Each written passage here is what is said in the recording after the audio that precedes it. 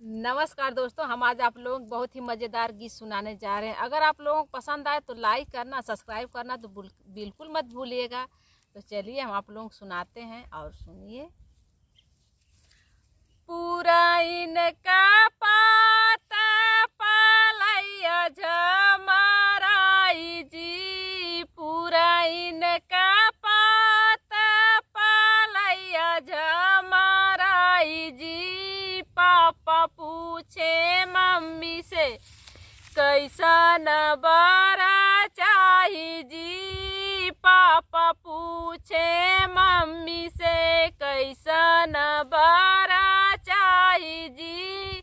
पापा पूछे मम्मी से नाही बरा गोरा चाही, नाही बरा सांवर जी। बरात चाही बनी के सूरज का जोत जी। बरात चाही बनी के सूरज का जोत जी। बरात चाही बनी के पूरा इनका पाता पालैया झमराई जी। पूरा इनका पाता पालैया झमराई जी। चाचा पूछे चाची से कैसन बरा चाही जी। चाचा पूछे चाची से नाही बरा गोरा चाही, नाही बरा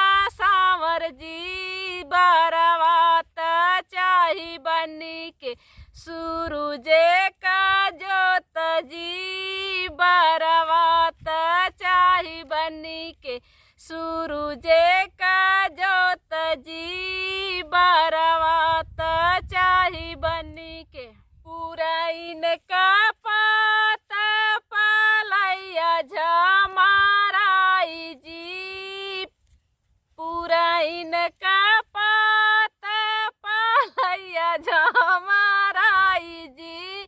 भैया पूछे भाभी से कैसन बरा चाही जी। भैया पूछे भाभी से कैसन बरा चाही जी। भैया पूछे भाभी से नाही बरा सांवर चाही, नाही बरा गोर जी। नाही बरा गोरा चाही, नाही बरा सांवर जी।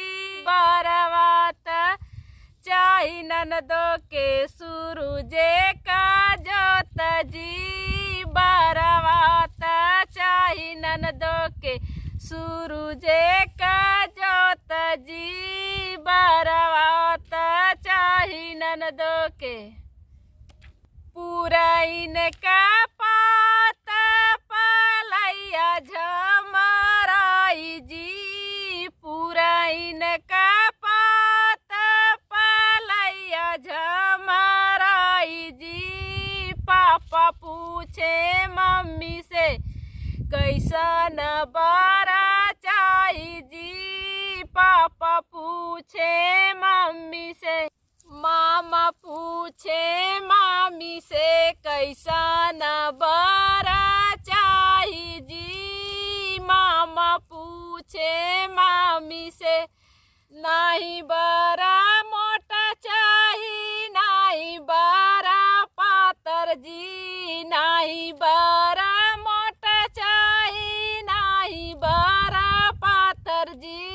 बरात चाही भैने के छरहर बादान जी। बरात चाही भैने के छरहर बादान जी। बरात चाही भैने के। तो दोस्तों, हमारी गीत आप लोग कैसी लगी कमेंट करके आप लोग ज़रूर बताइएगा। फिर मिलेंगे अगले गीत में, तब तक के लिए बाय बाय।